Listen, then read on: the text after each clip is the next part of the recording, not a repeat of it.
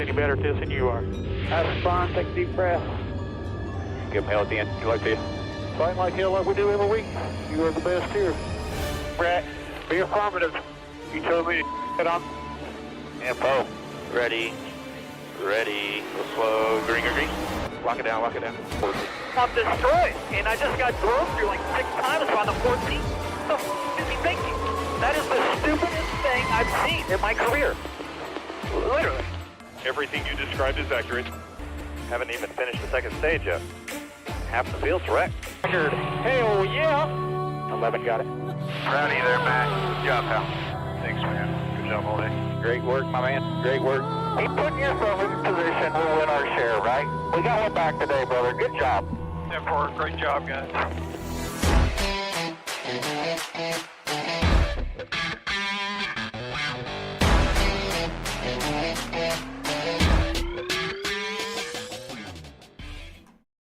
And welcome back to Racing in the Draft, I guess early edition, we will call this. I don't know, pre-qualifying, anybody showing up at Martinsville edition? I'm not real sure. I'm almost packed up and ready to head to the Martinsville area for this weekend to watch Trucks Xfinity and the Cup race this weekend. Looks to be quite warm, to say the least. I think they're calling for 80 plus degrees today. In the 80s again tomorrow, and in the mid 70s to almost 80 on Sunday, with chances of rain. It is springtime in Southwest Virginia or Southern Virginia, so yeah. And if you don't like the weather, just wait a few hours; it'll change, kind of like Florida. But yeah, headed to Martinsville. Gonna hang out with my best friend and go watch a lot of racing. Should be quite the weekend, to say the least. If you're just joining in, make sure you hit that like and subscribe button. I appreciate it. Since this is pre-qualifying, pre-practice, pre-all that, hopefully this will be a little bit shorter of a video, and because I'm doing it at 10:30 on a Friday morning, I'm not sure how many people will join the chat, but if you do, make sure you chime in, let me know you're here, and if you have any questions headed into the weekend, let me know. But before we head to Martinsville, let's jump back to Miami Homestead Speedway, where Kyle Larson finally got that first victory for this year. Afterwards, he said if the last generation car were still the car that they were driving, he would have 50 wins by this point. That seems quite a lot, but I mean, he did have like 10 wins in the 2021 season, so I guess anything's possible. Optimal lineups from Miami. Of course, Kyle Larson did not lead the most laps. In fact, we had quite a handful of drivers lead laps. I think it was actually a record. But it was actually quite a fun race. Lots of comers and goers. The left side tire being softer, I think, definitely had its advantages and disadvantages if you abused it. Lots of comers and goers. Ryan Blaney, who, I mean, just was burning up the track early, I think he led something like 120 laps or something.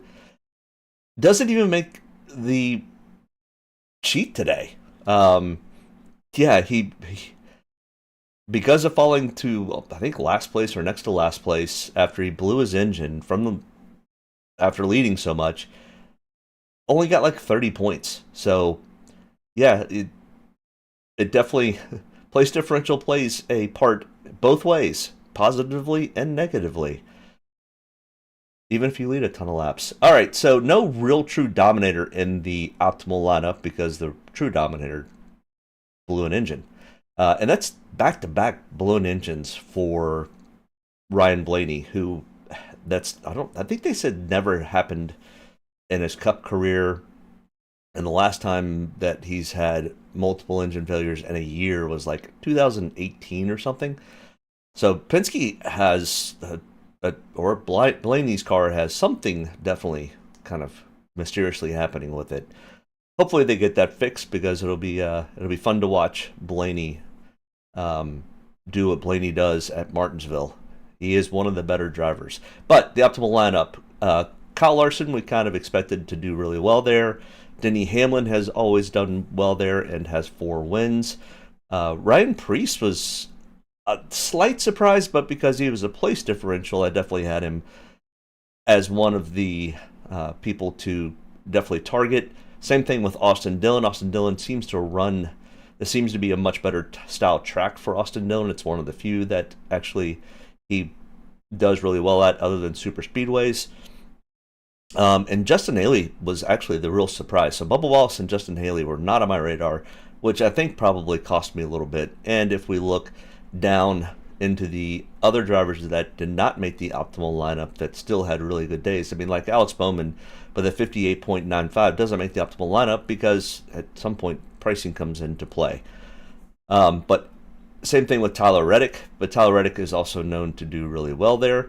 Chris Buescher actually had a really good race there, started 11th and quietly ended up with a 6th place finish. Chase Briscoe finally with a decent finish of 4th after qualifying 4th. So good on Chase Briscoe for maybe starting to gel with that team, and the 19 team starting to kind of come around. Will we see a resurgence of the 19 Joe Gibbs car this weekend at Martinsville? They have had times where they have been very dominant at this track. Kind of in between the Hendricks, where Hendricks during Jeff Gordon and Jimmy Johnson were pretty much unstoppable. Then after they retired, Joe Gibbs kind of became the team there, along with Martin Truex Jr. And then now we've kind of got this mixed bag of Penske and Hendrick cars that seem to be the most dominant at Martinsville.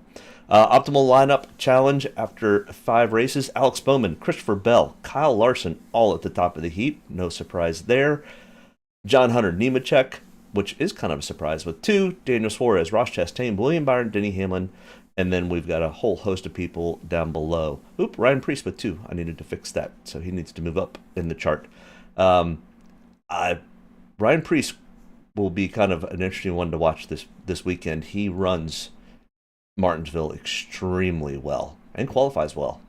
All right, let's head to Martinsville and go through the driver-by-driver breakdown of past stats and maybe what to look for when it comes to pricing, because pricing is expensive this weekend. Actually, let's look at the track first. This is a short track. They call it the paperclip. It is very narrow. It's hard to pass, but you've always got the front bumper that you can use to help manipulate somebody kind of up out of the groove and kind of get around them. Or you can just wait for the tires to fall off and just zoom around them. Race length for this race is 400 laps. Dominator points will absolutely play a major factor. This is the most laps we've run so far this year. Dominator points of 280. Definitely going to target at least 1 or 2 drivers for Dominator points. Probably another 1 to 2 drivers that will qualify up front, stay up front, and finish somewhere probably in the top 10, if not top 5. And then the final 2 will be our cheaper drivers that we'll look at, and where they qualify, that's going to be the big key for after Saturday, building your lineups going into Sunday. I do plan on trying to be live Sunday late morning, so probably about 48 hours from now, maybe a little bit longer. We'll see what Saturday night brings. I don't get to hang out with my best friend too often, but sometimes it's an early night and we get up early, but we'll have to wait and see. But I will be live at some point on Sunday before the race. Track comparisons, Martinsville is kind of unique. It's flat. It's got concretes in the corners, pavements on the straightaways. Decent amount of tire wear with the new softer tire compound that they're bringing, which hopefully will bring much better racing. So, and you can kind of compare Richmond, Phoenix, Nashville. You can throw Bristol kind of into this mix. None of them are the same as Martinsville, though, and they're all kind of unique. You can also bring in Iowa into this mix now as a track that you can compare to. So there's lots of tracks to kind of compare to, but not really. Martinsville is just Martinsville. Optimal lineups from last year's 2 races. As we could see, it kind of falls into the same thing. Now, the fall race is a 500-lap race. The spring race is a 400-lap race, so slightly different when it comes to Dominator points. But I don't think it changes a whole lot when it comes to it. Brad Keselowski, Chase Elliott with a ton of laps led in the fall race. You had Noah Gragson, Shane Van Gisbergen with a good finish in 12th. Austin Cindric finishing in 4th. None of them leading laps, but decent amount of place differential. So what do we have? 2 Dominators, 1 person who finished well, Ryan Blaney, of course, winning the race. He is very dominant in the fall race at Martinsville. And then 3 guys that were under $7,500 and were place differential drivers. Let's look at the spring race with the 400 laps. Kind of the same thing. We had a mixed bag of dominators. We had William Byron, Chase Elliott, Joey Logano, all leading 60-plus laps. So kind of your 3 dominators that all finished well. And then Bubba Wallace, who started up front and kind of stayed up front. He never led any laps, but did have 31 fast laps, but a good finish put Bubba Wallace with his price tag into that optimal lineup. Michael McDowell and Ryan Preece, who we just mentioned, with place differentials. The 2 races from 2023, same type of thing. We see Dominators being the 2 highest point getters. 1 driver, Eric Almirola, finishing in the top 5. And then Chase Elliott leading a fair amount of laps and kind of holding serve in the teens. Harrison Burton and, oh, look at there, Austin Cindric made the optimal lineup. That's twice that he's been there. So maybe something to keep an eye on. And then in the spring 400-lap race, we saw 2 dominators, one being Ryan Preece, led 135 laps starting from the pole. Now, he did not have an engine failure. He just happened to finish 15th, but because it wasn't a complete disaster, he still was able to make the optimal lineup, especially with his price tag being under $3,500. Kyle Larson, place differential. Ricky Stenhouse Jr., close to place differential. I always think place differential is 10 spots or better. Denny Hamlin, who's always very good at the Virginia tracks, mostly Richmond and Martinsville. Those are only 2 in Virginia. Eric Almirola did not lead any laps, kind of like Bubba Wallace we saw, but started in 3rd and finished up front in 6th.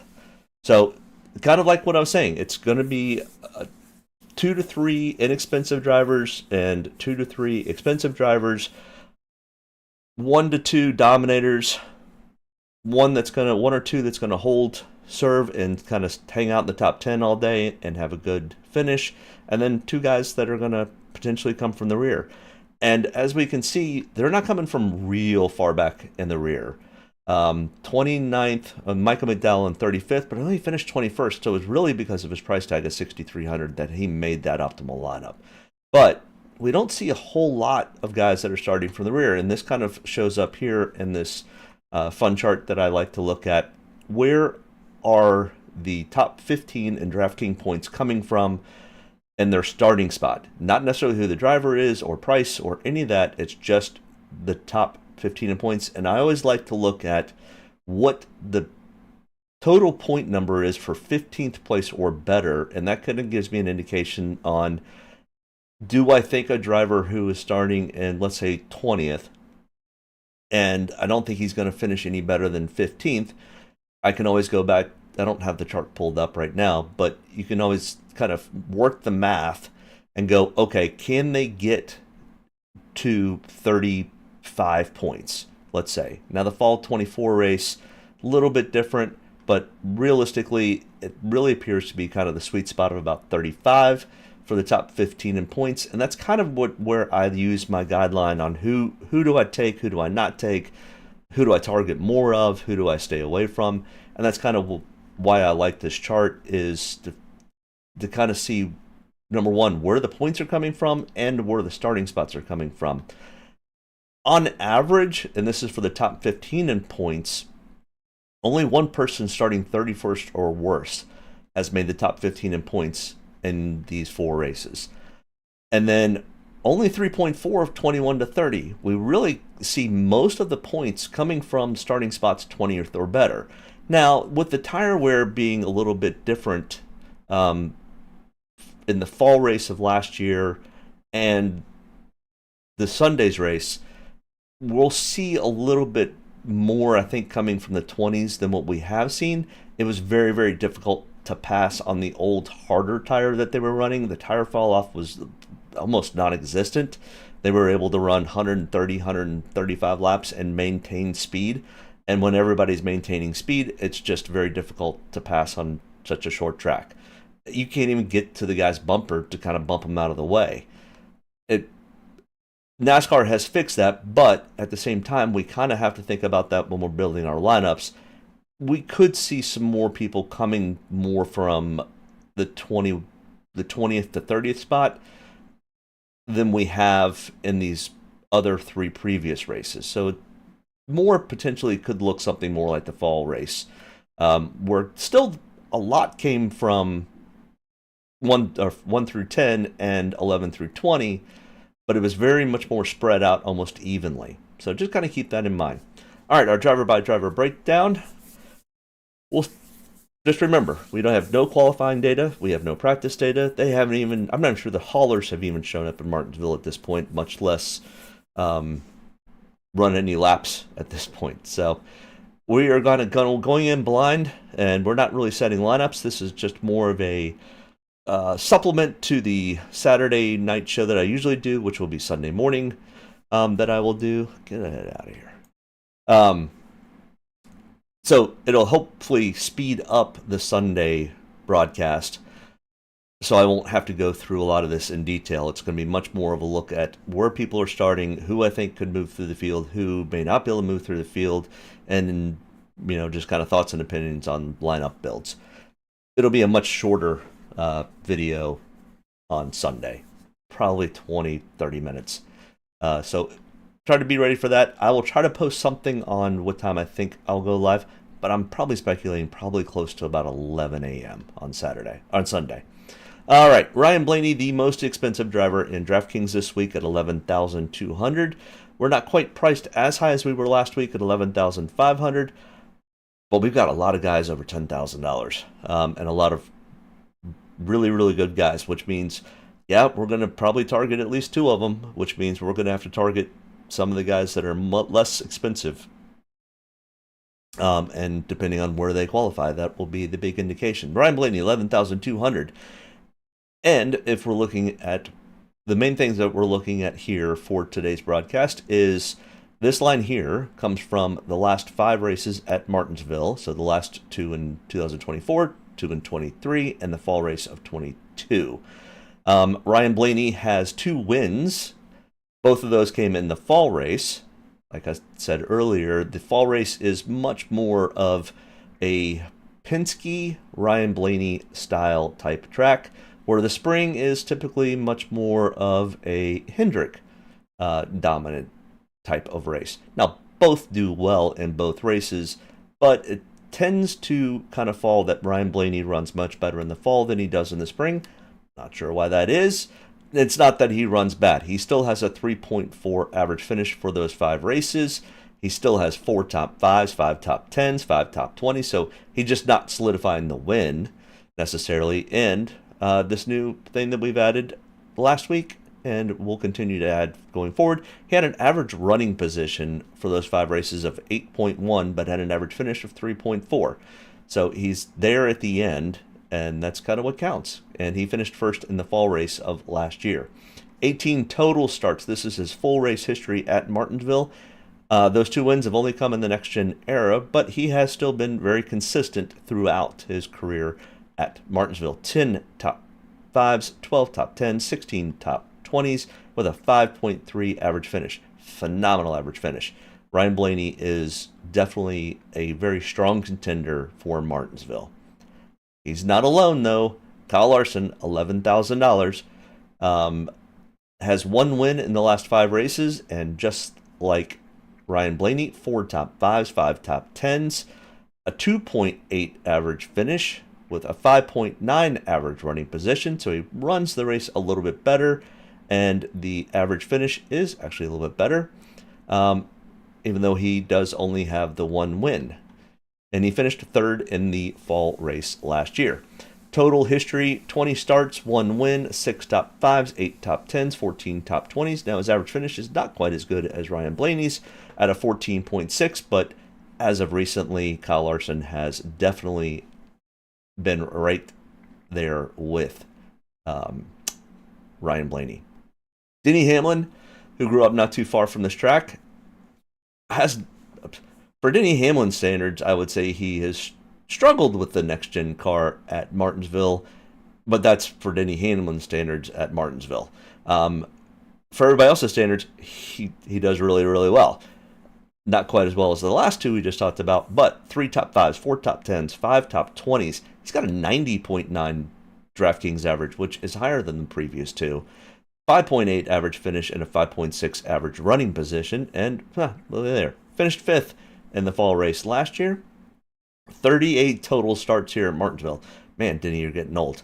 5 wins, 18 top 5s, 26 top 10s, 30 top 20s out of 38 starts. So typically he finishes in the top 20 with an 8.4 average finish. Another solid driver. It's really going to come down to practice and qualifying on who we kind of will look at on who we think may or may not dominate. William Byron, 10,400. Still another really good driver. His average finish position is 10.2, so not quite as good as the previous 3. An 11.8 average running position. He does have 1 win here, which was the spring race of last year, where that gave him the 1 top 5, 3 top 10s, 4 top 20s.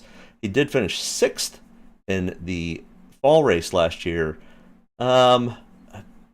Probably should have finished probably 9th or 10th, but because of the controversy with Austin Dillon and Ross Chastain blocking up the track pretty much and not allowing anybody to pass them, did not allow Christopher Bell to get to where he could pass the 24 William Byron.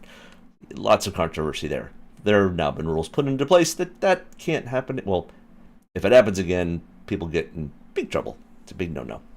14 total starts for William Byron here at Martinsville. He does have 2 wins, 5 top 10s, or 5 top 5s, 8 top 10s, 10 top 20s, and a 10.6 average finish. Still really, really solid.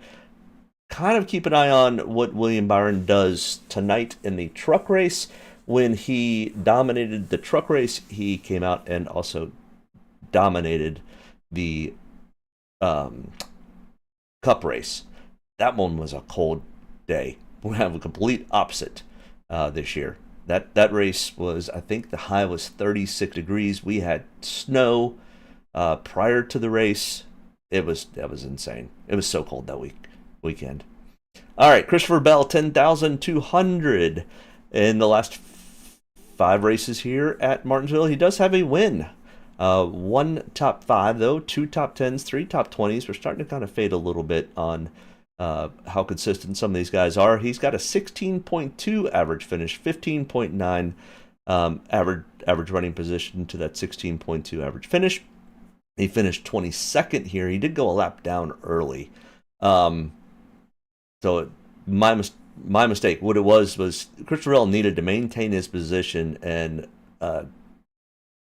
William Byron could not lose any position because it ended up being a 1-point difference or tied or something. It was crazy. 10 total starts for Christopher Bell here at the Paperclip. 1 win and only 1 top 5, 3 top 10, 7 top 20s, and a 16.8 average finish. It's really going to be interesting to see how they practice in qualifying because he's not super consistent at this track and has had struggles from time to time, even though he does have that 1 win, and that was in the fall of 22. He got that win, which gave him the berth into the championship race. Chase Elliott, 9,900, has been very consistent at Martinsville, but no wins in the last 5 races. But he does have 2 top 5s, 3 top 10s, 5 top 20s, a 70.8 DraftKings average, which is really solid. 8.6 average finish, and his average running position is pretty much right there at 8.7.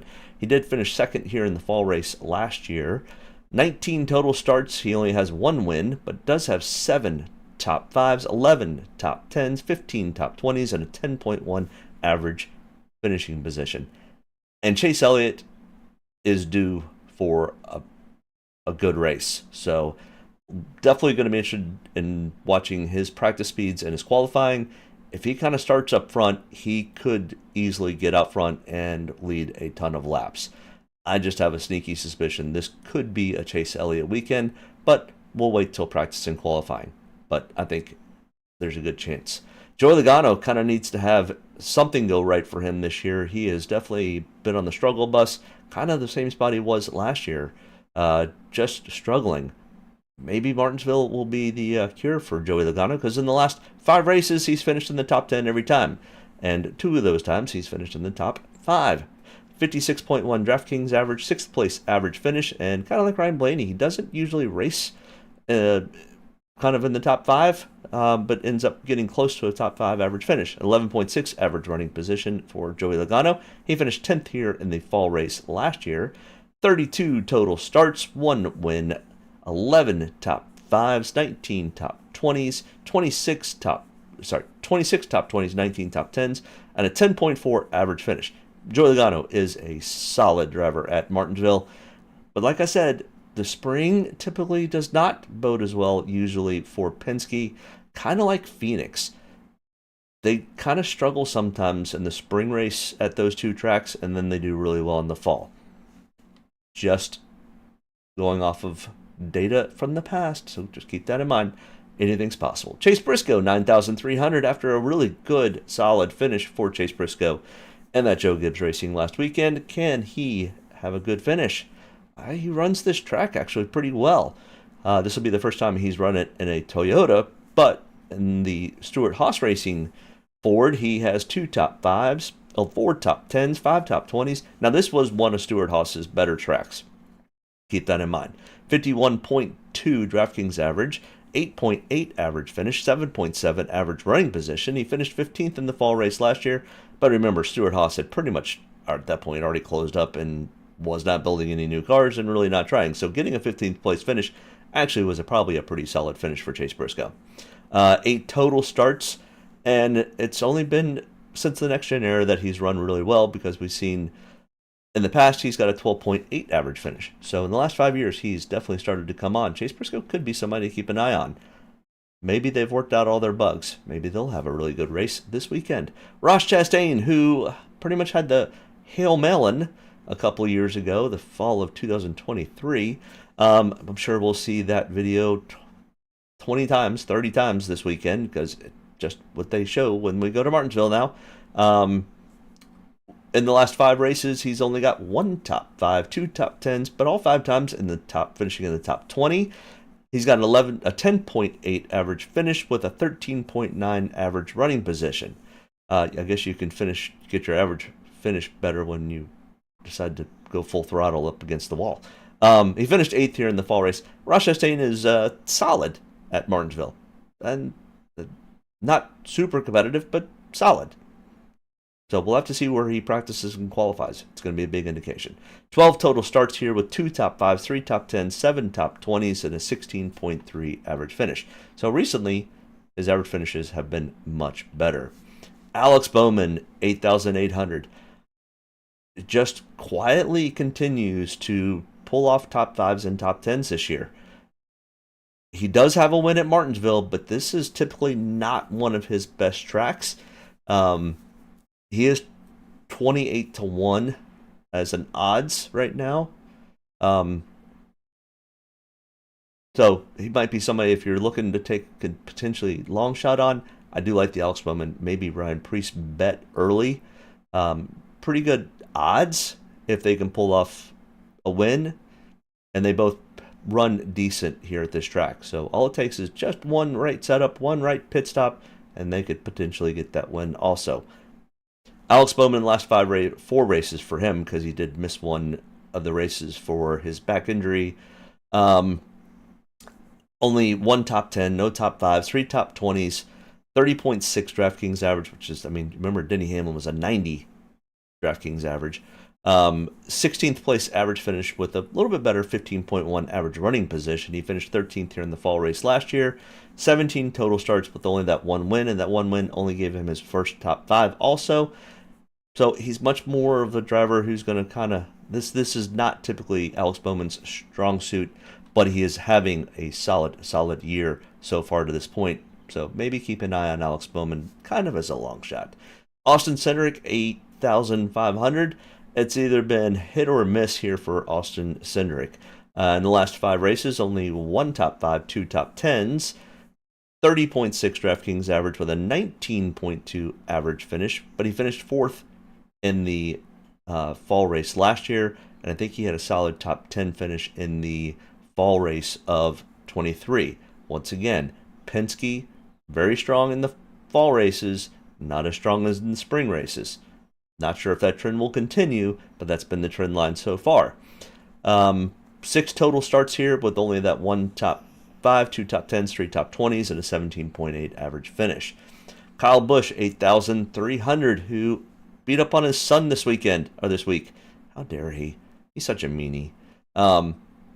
He does not give any favors to anyone other than himself, which, I mean, that's what a race car driver is supposed to do. But Martinsville has not been kind to Kyle Busch in this next-gen era. It has been miserable, if you are a Kyle Busch fan, to go watch him race at Martinsville and at Richmond. He has just struggled to find any grip in this next-gen car at those tracks. And it shows. Only 1 top 20 in the last 5 races. 1 top 20 for Kyle Busch in the last 5 races. 24.4 average finish with a 24.5 average running position. Typically that's at least a lap down, if not multiple laps down. And he finished 28th here in the fall race last year. 39 total starts. He does have 2 wins. 16 top 5s, 20 top 10s, and 27 top 20s. And he's only got 1 top 20 in the last 5 races. His average finish is 10 spots worse in this next-gen era car. Oof. Maybe Kyle Busch can figure something out, but so far the next-gen car has been a struggle for Kyle Busch. Josh Berry, $8,100. 2 starts here. This is kind of where Josh Berry got his kind of boost, was when he was running for a one-off ride for Junior Motorsports here at Martinsville, 2019, 2020, somewhere in there.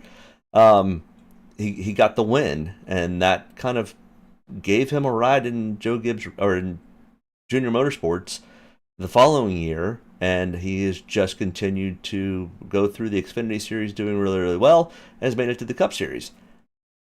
This is the type of track Josh Berry does extremely well at. Typically. He does really well with tire wear management and runs short tracks very, very well. His average finish is a 20.5, but that's only for 2 starts. His best finish in the Cup Series is 16th. I think he could potentially improve on that. The 21 Wood Brothers car is, the owners, the Wood Brothers, are up in Stewart, Virginia, which is about an hour away. Hopefully my dogs don't make too much noise. I left them in here with me.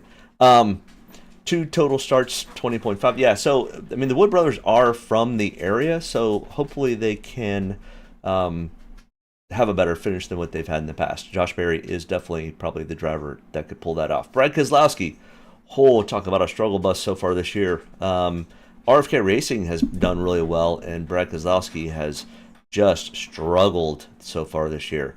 Hopefully they can get whatever monkey they've got off their back and have a good run. He did lead a ton of laps in the fall race here last year, so we'll see. In the last 5 races here at Martinsville, 1 top 5, 2 top 10s, and one of those top 10s was last fall.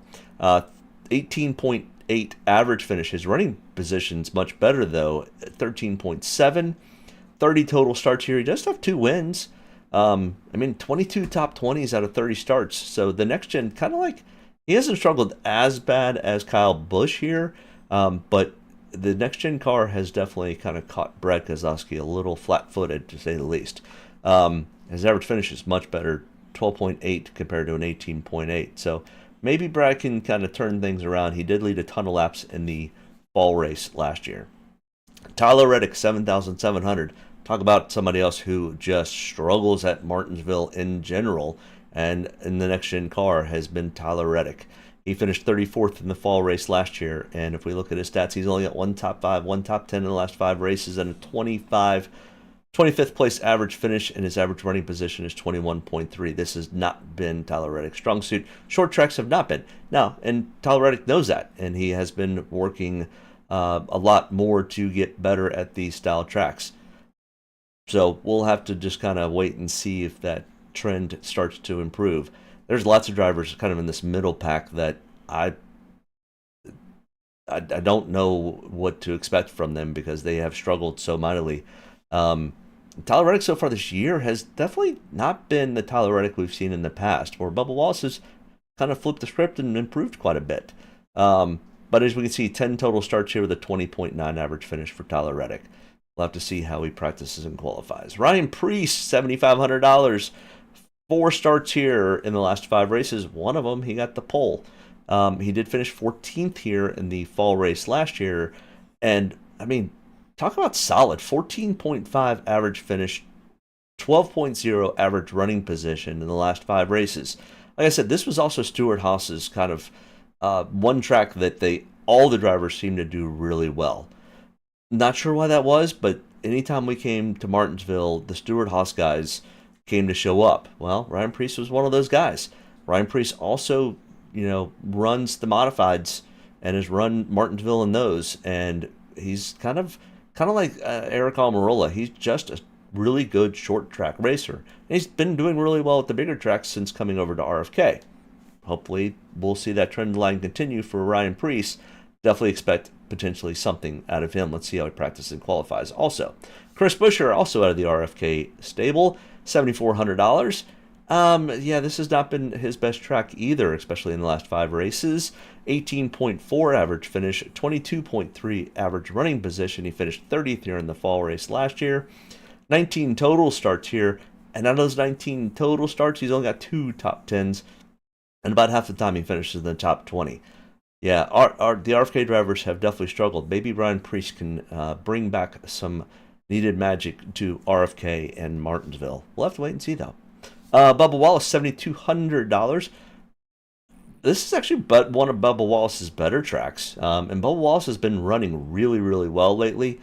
We'll kind of see where he ends up on Sunday, but I think he definitely has a shot of having another top 10 type of day. And quietly, Bubba Wallace is just having a way better year, probably his best year so far. So he's just knocking on that door slowly but surely. I think Bubba Wallace could easily get himself a win this year. He did lead quite a few laps last weekend in Miami, and this is one of his stronger tracks with 10.2 average finish in the next-gen era with a 12.7 average running position. I mean, his total history here, he's got a 14.6 average finish. Solid for 14 total starts. Just very consistent, finishing in the top 20 and getting sometimes into the top 10. So definitely somebody to keep an eye on, maybe target this weekend. Oh boy, Ty Gibbs, $7,000. Talking about another driver who has just struggled. But at Martinsville, he's got 4 top 20s, no top 10s in the last 5 races. His average running position is 18.9 with a 21.4 average finish. He finished 32nd here last fall and has not improved ever since then.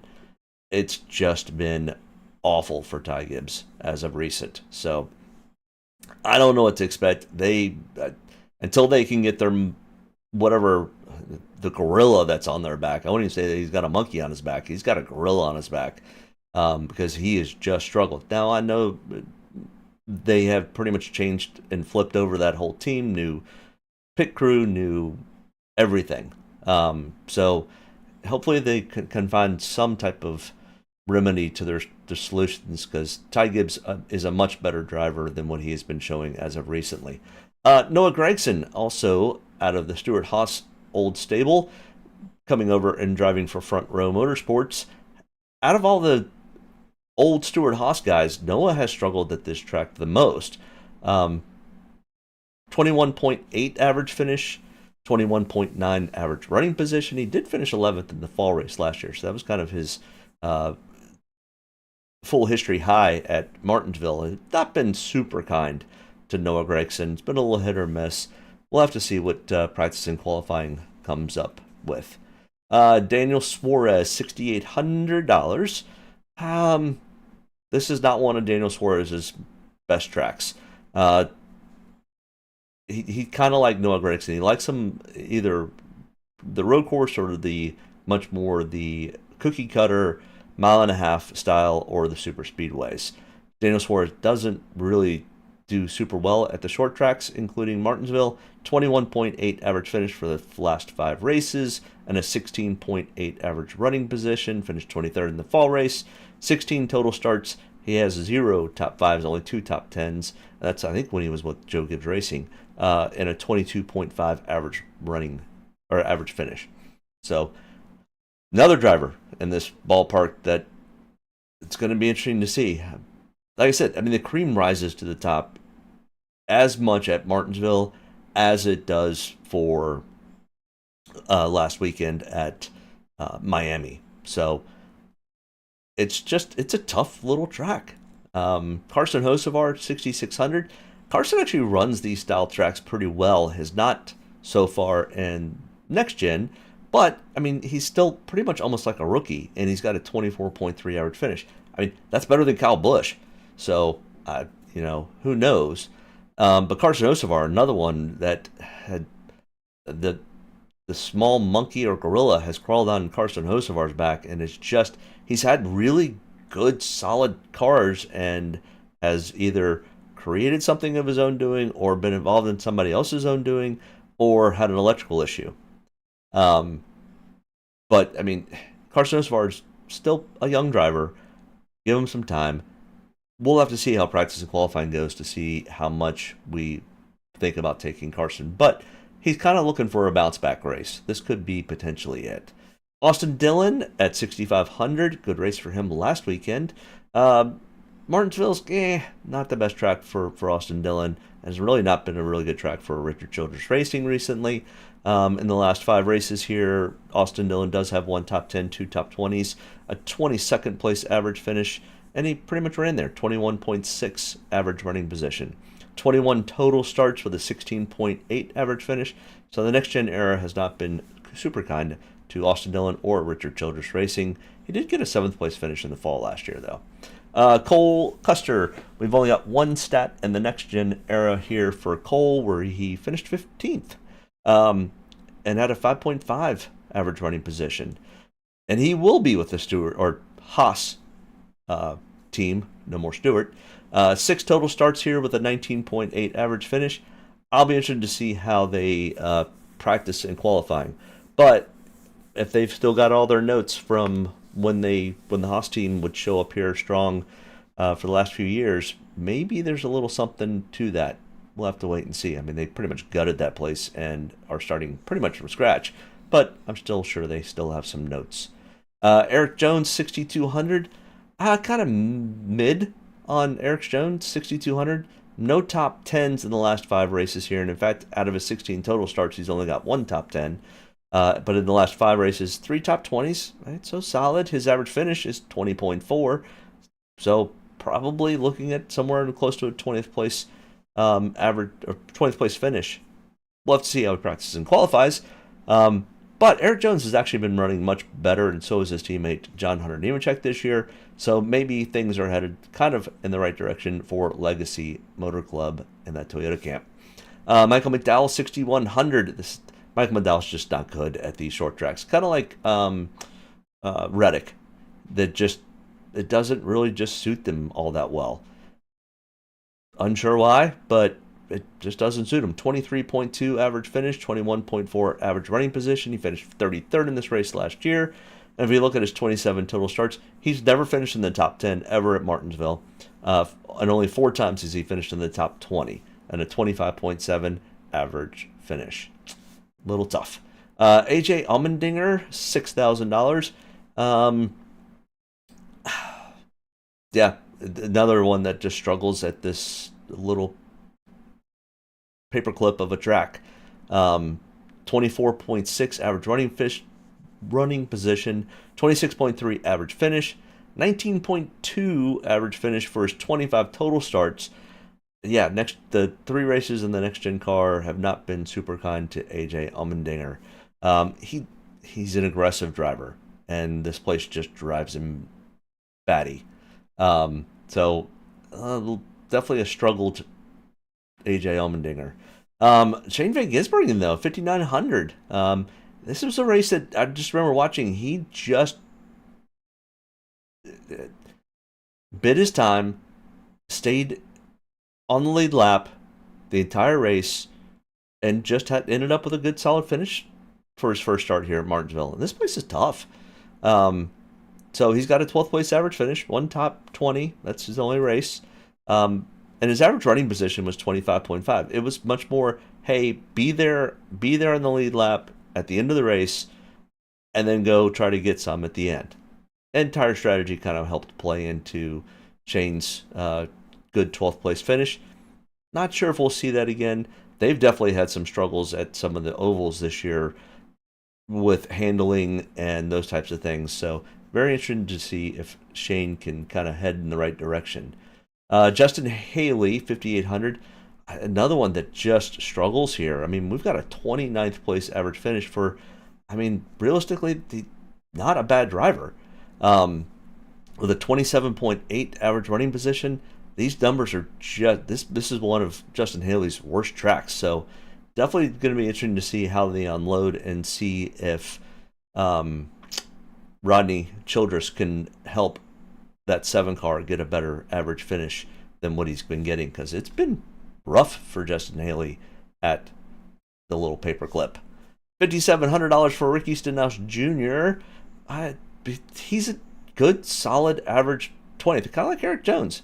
19.8 average finish, 21.5 average running position. He finished 20th in the fall race last year. No top 5s ever here, but 3 top 10s, 12 top 20s. So half the time he's finishing in the top 20, and the other half he's finishing just right outside the top 20 is kind of what it looks like. So it depends on where Ricky Stenhouse Jr. qualifies and practices. But, if he qualifies 15th to 25th, remember we looked at that 35-point threshold that we need to get to. That's going to be real tough for a driver like Ricky Stenhouse Jr. Todd Gillen, $5,600. 17.6 average finish with a 15.9 average running for position for Todd Gillen here at Martinsville. Good solid track for Todd. Maybe somebody we need to keep an eye on. And that's with a 26th place finish in the fall race last year. So definitely somebody to keep an eye on. No top 5s yet, but did crack the top 10 once and 3 top 20s out of those 5 races. So good on him. Riley Herbst, 5,500. Riley struggled a little bit in the Xfinity Series here. The Xfinity Series also is just, it might be the best race of the weekend because they just beat the living crap out of each other. Those cars are more torn up than any other of the series at Martinsville. They will send it into that corner every time. It's crazy. It's a fun race to watch, especially if you like carnage. Every race I've been there recently has been a carnage type race. So when you're building lineups for that, keep that in mind for the Xfinity Series. Cup race is a little more tame. So maybe Riley can have a decent day. He's never run the next gen car here. Could also be a big struggle. Zane Smith at 5,300 has 3 starts here with a 28.7 average finish, 28.6 average running position. Not great, not bad. Well, actually, it was pretty bad. He finished, and that's with a 21st place finish in the fall race last year. So the other 2 races were bad. It would be interesting to see how they unload. John Hunter Nemechek, 5,200. I do not understand this stat line at all. 33.5 average finish with a 31.4 average running position. Finished 31st in this race last year in the fall. And he wins, and has either multiple or at least one win I've watched him win in the Xfinity Series. I don't understand, because he's good at this style track. I don't know why his average finishes are as abysmal as they are. It talk about a we put the monkey, the gorilla, and the orangutan all on John Hunter Nemechek's back. Hopefully he can shake 2 of those off this weekend. But he's been running really, really well so far this year, so momentum is definitely on John Hunter Nemechek's side. Hopefully they can get that monkey off their back. Ty Dillon, $5,000, 29.3 average finish with a 30.3 average running position. He has not been in great equipment, and I'm not saying Colleague's going to be much better equipment. 21.8 average finish. It's going to be where he practices and qualifies. I mean, we're going to have to take a couple guys and some shots on some guys back here. It's really going to be on qualifying and if they have any decent speed in practice. And that's going to be kind of the deciding factor. Then we've got Cody Ware, $4,800. I mean, Cody Ware's got a better average finish position than John Hunter Nemechek. That's insane. Now, it's only 1 start, 29th. I get it. Out of 5 starts, 31.2, which is not far from John Hunter Nemechek. John Hunter Nemechek is way better than Cody Ware at Martinsville. Just saying. At 4,800, I'm not sure I'm going to have much interest in Cody Ware. It'll be interesting to see where he practices and qualifies, but I'm going to probably expect 36, 37, 38th, because we've got 2 new players to the field. Burt Myers, a modified driver, priced at $4,700. We don't have any history. I'd never heard of Burt Myers. I went and looked at his stats, and his stats are not all that super exciting. I'm not sure how he got here. I'm not sure he should be here. This whole let's bring new people in, I get, but the last time we did this, the driver got in the way and ended up destroying Daniel Suarez's race. Burt Myers is a short track expert, I guess. I think he's 47, 48 years old. No, he's 50. And if this race is as hot as they say it's going to be at 80 degrees, there's going to be very few 50-year-old drivers that can make it 400 laps at Martinsville in 80-plus degree weather. Now, if it becomes overcast, that does help a little bit, but I'm not saying that 50-year-old dudes can't do it, but it's going to be interesting.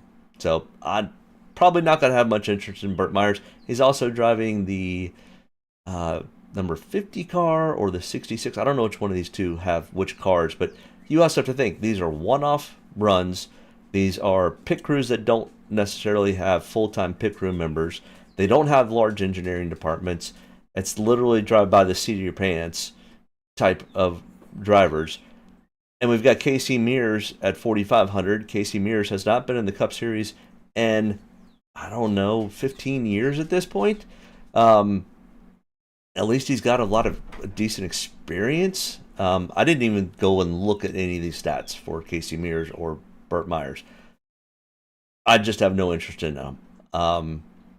Maybe if there's an attrition type of race, they end up showing up somewhere, but I think they're going to probably unload and not be super fast. They're going to be laps down or lap down by lap 30 or 35. It's just that's the nature of the beast at Martinsville, and I don't think this is a great track for them. They need to go to trucks first. Run 1 or 2 trucks races, run 1 or 2 Xfinity races, and if they have decent showings, then let them come up to Cup. But this whole one-offs with, I don't even know how old Casey Mears is at this point. He was great when he was in the series back whenever. He was born in 78, so what is he, 47 years old? Yeah. The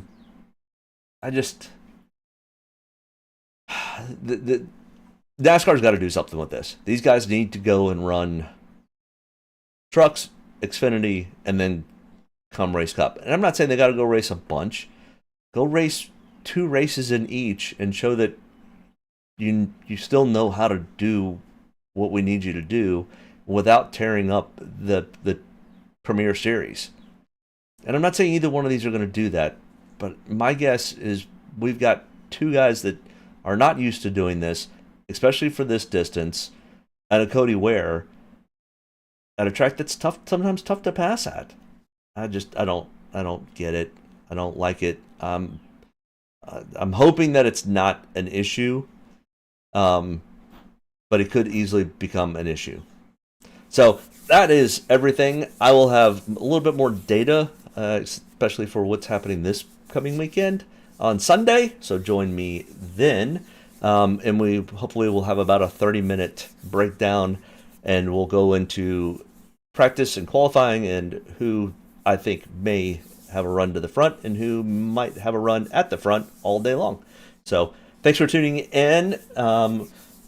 Make sure you hit that like and subscribe button. I appreciate you coming on a Friday morning, but I've got to go finish packing and get on the road so I can make it to the truck race tonight.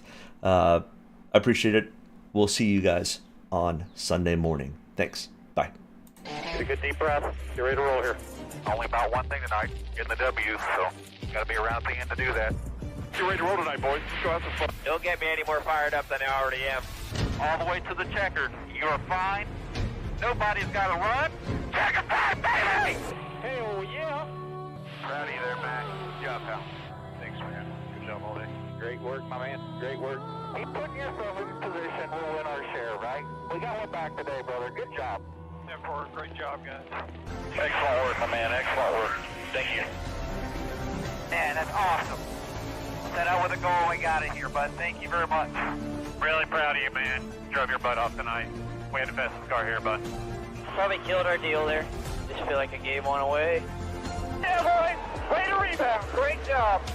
Great job, bud. Really good job. Appreciate you hanging in there with us all weekend. What a weekend. Good job. Thank you.